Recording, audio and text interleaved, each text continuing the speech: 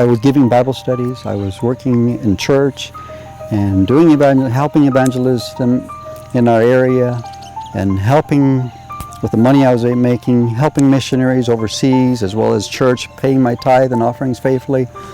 But I just felt like there was something missing in my life. I wasn't sure exactly what I wanted to do with my life.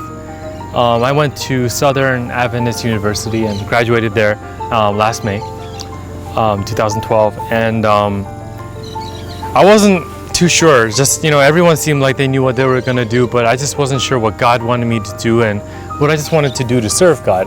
I started studying more end time living and country living, and I felt I needed to do more.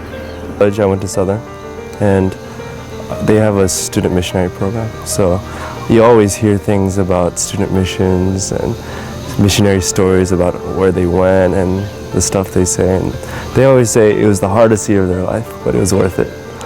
So when I kept on hearing this, and then by the time I graduated, I wanted to go.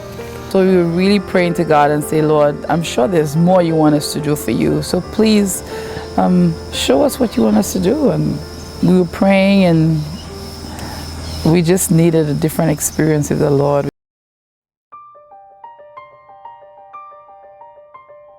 We thought that God was calling us to Bolivia to do medical aviation work. I didn't know where I was going to go, but I signed up saying that I would do student missions. We had looked at David Gates' videos about 2 years prior, and there's one called Having Nothing to Having It All. Oh, my husband and I, we cried like babies looking at that. Oh my goodness, it was unbelievable. The Kims, I knew them back in Montana, and I knew them for a while, and I knew that they were going to go to Bolivia. And it wasn't that long ago where they decided to stay here and start a mission project. And so I always knew that I knew somebody in the mission field that I could go to. My husband really got the bug when he went to an Amen conference and heard David Gates speak.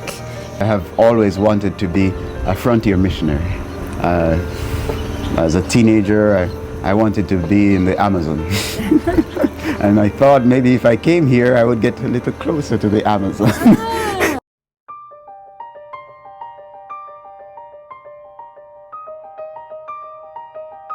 God did not show us a whole plan, and like He did for Noah, He told him all the dimensions and all the particulars for building the ark before he began.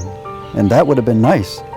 But in His wisdom, He has chosen to show us little by little, step by step. It's kind of like going back to the basics of Christianity, I feel like, in Bolivia. Just kind of, God has just been kind of reminding me, hey, well, you forgot about this. Let's reconsider, the basics so I can teach you more. After a while, we didn't have a source of income. For a long time, we didn't have a steady flow of income. And it was difficult. We lived by prayer, literally. We coined that word called free falling. And just the thought of free falling, just falling in the arms of God, that is what we really wanted to do. And the price tag was going to be pretty much all of what we had left in the bank. And that was just, Lord, how can we start building? How can we have students? How can we run a school with no money in the bank? But yet He had that feeling like this was it.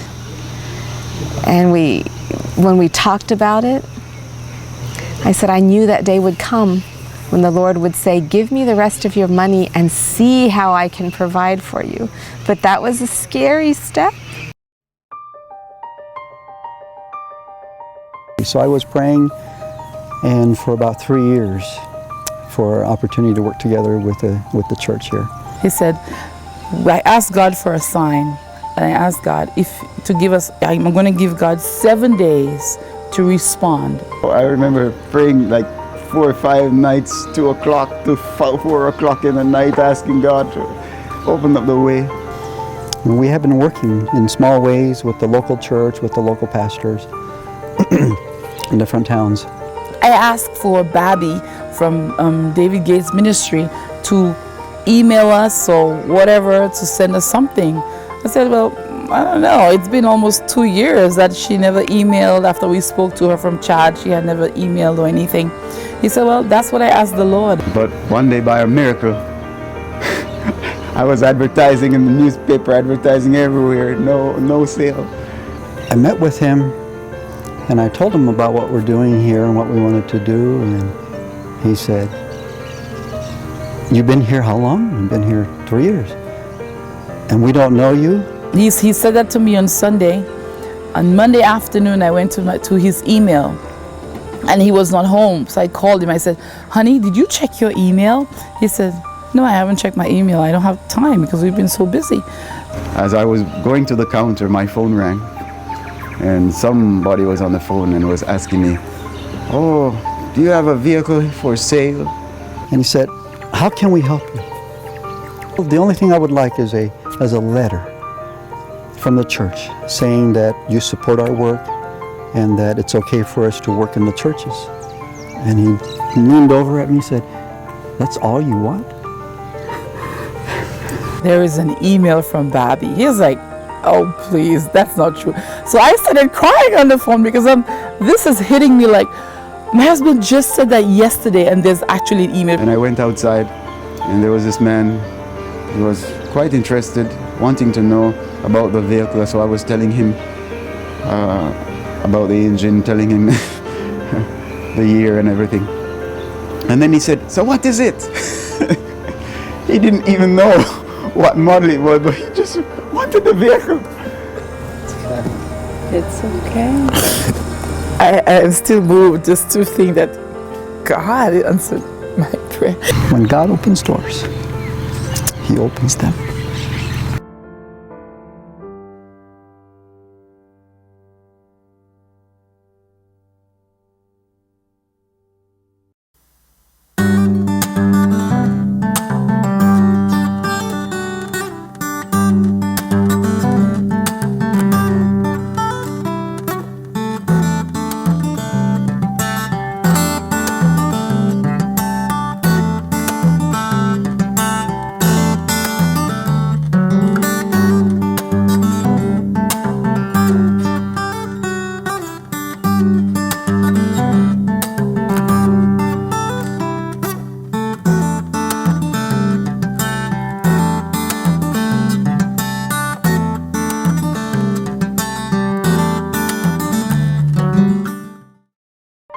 So I have 3 sons, and when we came to Bolivia, I had an 11-year-old, a 15-year-old, and a 17-year-old.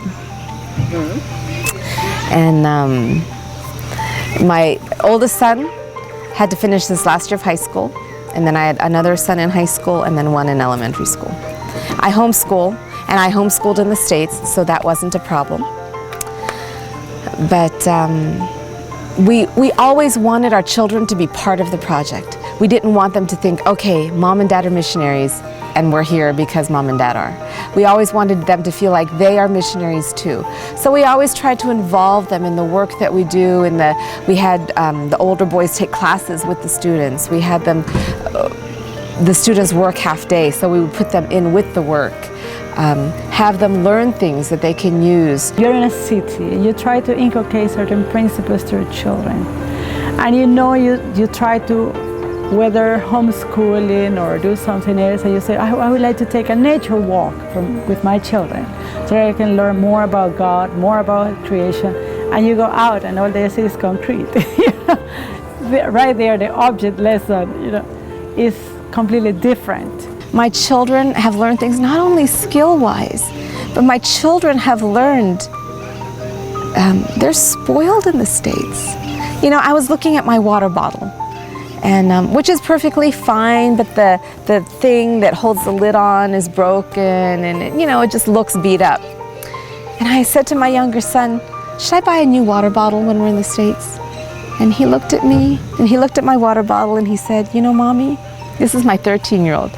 If it were me, I would buy a water bottle and give it to somebody that didn't have one and just keep your own.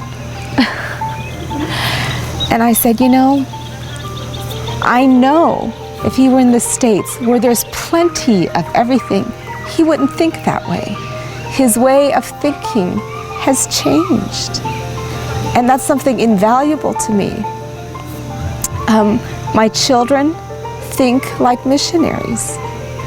Then he said, okay, we're going to be missionaries, self-supporting missionaries. Other questions started to come on my mind. How am I going to support 3 kids on a mission field? Both of those used to work.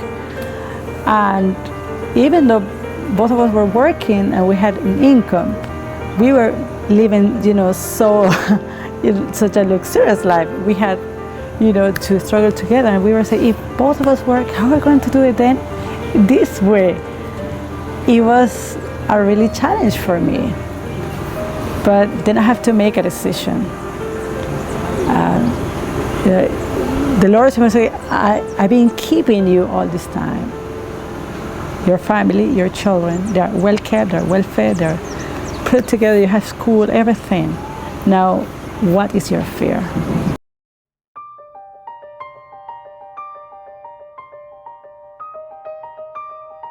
Dr. Kim actually told me in the email, he's like, you should really learn Spanish before you come.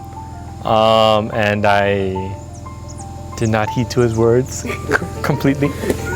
Being here in Bolivia has been a real, another level of learning to trust in God, learning to depend upon God. Well, the first thing I've learned is Spanish, for sure. First thing you learn, the very first few months that you're here, is you really don't need as many things as you thought you did. Because I'm learning to appreciate more of just what I have. I learned that if I try to put myself up, then God has a way of humbling me.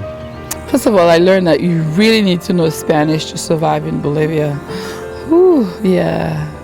The second thing I've learned, God is so good, and I've learned that in a much deeper way. He's so good.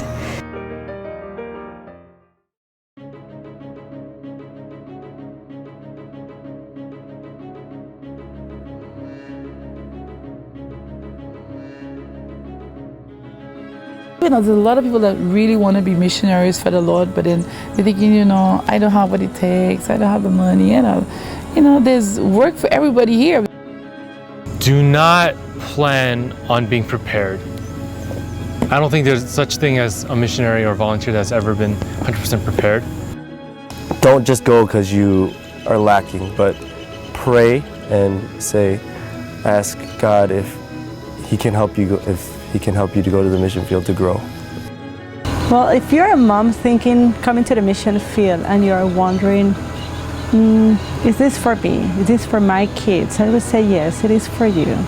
And it is for your kids also. There's nothing to lose.